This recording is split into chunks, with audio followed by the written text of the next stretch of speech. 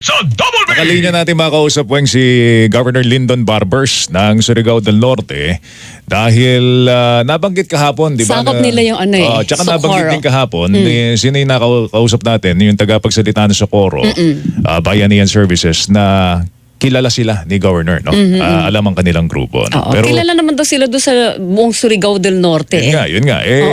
Pero may mga bago ngayon. Pinaimbestigahan na po ni Senator Bato de la Rosa yung pong Shabu Laboratory, allegedly, na Tingnan natin pinapatakbo yan daw sa basement daw, di ba? Oo. Ng bahay, White House.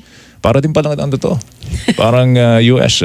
May White House sila doon. Saka nasa underground talagang operation. Kung totoo yun, yun ang sinasabi po. No?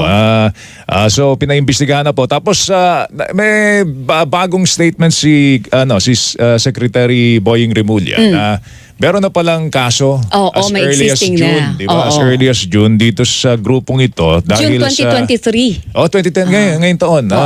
Bago pa man lumabas sa Senado ito at pin-privilege speech ni Senator Hontiveros na itong grupong ito meron na palang mga kaso ng sex trafficking.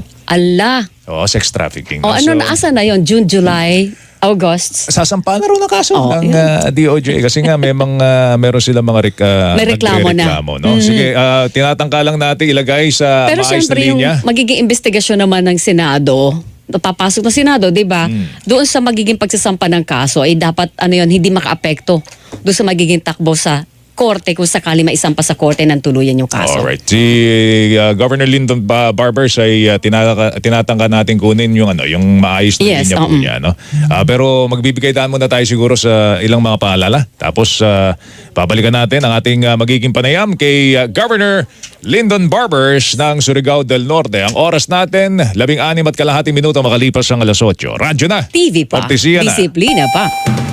Hindi natin tatantanan ang mga balita at mga komentaryo sa programang Saksi sa Double B!